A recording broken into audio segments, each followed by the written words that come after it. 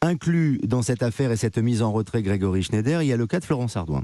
Florence Ardouin, on le rappelle, c'est la directrice générale. Elle aussi est dans l'œil du cyclone pour notamment ses méthodes de management depuis pas mal de temps. C'est l'une des rivales, enfin la principale rivale et l'ennemi au sein de la fédération de Noël Le Graët depuis de nombreux mois. Et donc là, aujourd'hui, le COMEX en a profité pour la mettre à pied et sans doute la licencier très prochainement, comme le précisait Guy. Elle est salariée, ce qui n'est pas le cas de Noël Le Graët. Je précise juste, et je vous laisse la parole, que hier soir, elle a été prévenue. Moi, on m'a fourni un SMS qu'elle a reçu émanant de quelqu'un de la fédération qui disait que parmi les membres du COMEX, il y avait Aulas, Sanjak et Keller qui voulaient garder Noël Le Graët, mais elle l'a viré, je cite, le SMS l'a viré tout de suite. Alors que d'autres membres du COMEX sont mesurés et d'autres aimeraient virer Noël Le Graët et la garder. Mais tout porte à croire donc que c'est Jean-Michel Aulas, Sanjak et Marc Keller qui ont eu raison, puisque c'est exactement ce qui s'est passé. Pour l'instant, c'est la garde Le Graët. Non, mais c'est la garde rapprochée. Là, si vous parlez de Sanjak, il a fait de Sanjak. Mais ils ont obtenu gain de cause. Bah, évidemment. Et on vire Florence Ardouin, qui, je le rappelle, donc, a été hospitalisée cet après-midi. Moi, c'est un petit peu ça qui me trouble dans cette histoire. C'est-à-dire que je comprends très bien que effectivement, elle relève de l'administration. On peut la virer, on ne peut pas virer Le Graët. Il y a un mandat électif, soit.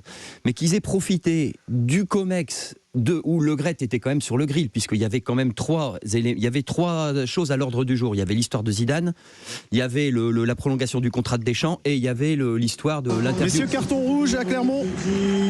78e minute, carton rouge à Clermont pour le Stade Rennais. Un deuxième jaune pour Benjamin Bourigeaud.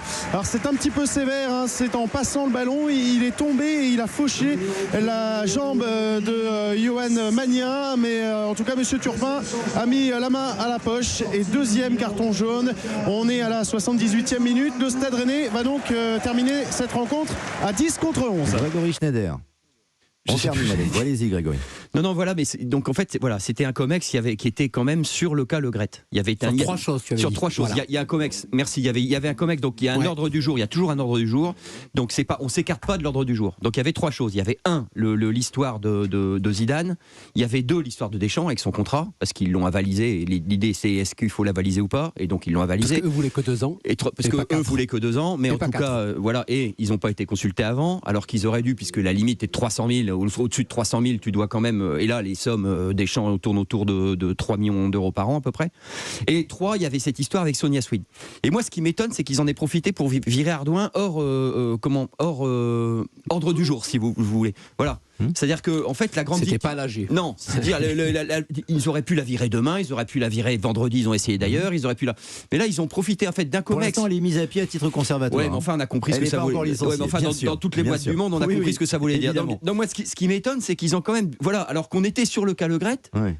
Et ben finalement, il y a une tête qui est tombée, c'est pas la sienne. C'est pas impossible qu'elle ait récupéré son disque dur à la fédération aujourd'hui d'ailleurs, Florence. Voilà.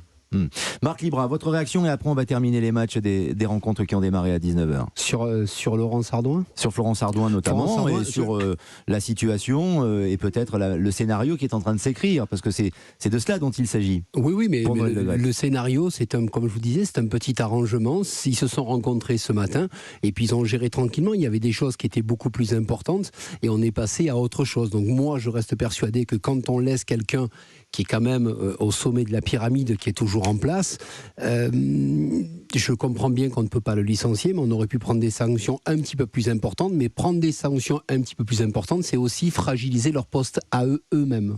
Ça, c'est peut-être le gros problème aussi. C'est que eux se mettent aussi en danger.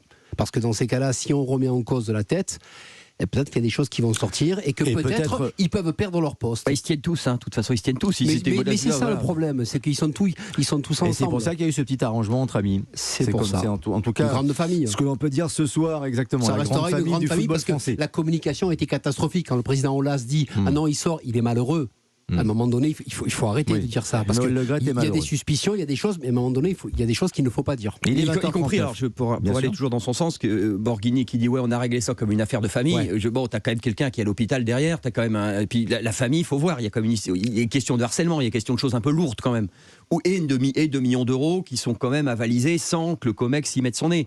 Donc c'est au-delà de l'affaire de famille quand même. Oui, on parle d'un peu autre chose. Même si la prolongation du sélectionneur est normalement de la responsabilité unique du président à la Fédération française de football, mais lors de la dernière prolongation de Didier Deschamps, il en avait référé au COMEX. Alors non, je vais vous dire, la règle elle est très simple, il y a une barre à 300 000. Si la somme par au-dessus de 300 000, tu dois en débattre au COMEX. Alors, y compris pour dire, bon, bah voilà, je lui file 2 millions, vous êtes d'accord, oui, mais tu dois en référer au COMEX. Or, il n'en a pas référé au COMEX et Deschamps s'est déclaré sa prolongation le lendemain sans que le COMEX le sache. Donc, quand même, non, il y a cette règle des 300 000 qui n'a pas été respectée. 20h40 sur Europe 1, je pense qu'on reparlera de l'affaire Le Gret. Ça, c'est une certitude dans les prochaines heures et les prochains jours sur Europe 1.